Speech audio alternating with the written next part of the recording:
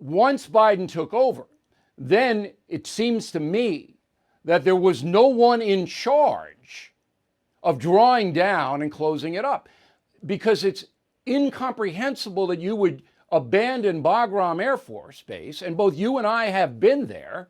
We know how big it is and how secure it is. They're holding 1,000 ISIS prisoners there, all right? And you got buku American arms all over the place. You abandon it. For what reason? Why? Why would you do that ever? I don't understand it. Has anybody given you a reason? No good reason. The only good reason, and it's a terrible reason, is that maybe this is what they thought would please the Taliban. But the Taliban are our enemy. Come on, wake up, folks. They've been trying to kill us, and they have killed a lot of us for a long time.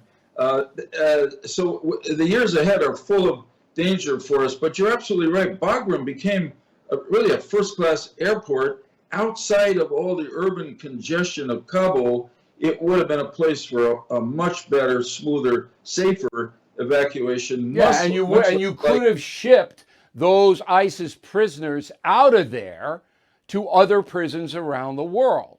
Now, the other thing that absolutely drives me crazy, I don't know one NATO nation or one American ally, and maybe you do, that thinks Biden did a good job in getting out of Afghanistan. Is there one country in the world that thinks he did a good job that you know of?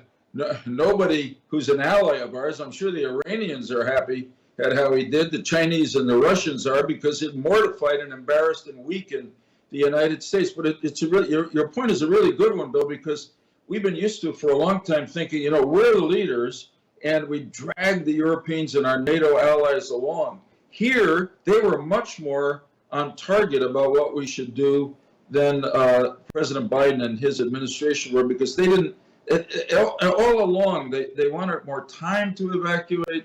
I want to come back to your point.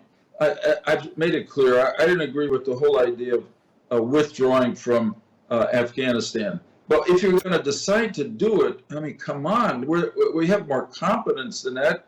It was just a disaster, chaos. Nobody really planned. And then all along, we kept yielding to the Taliban. You don't want us to be involved in the evacuation after August 31st, even though we've told you, United States of America, strongest country in the world, that we want to get this done and do it after the 31st. Okay, if that's what you say, we're getting out on the 31st. You can't be a safe nation, or let alone a great nation, if you start yielding and knuckling under to terrorists like the Taliban, who are and always will be.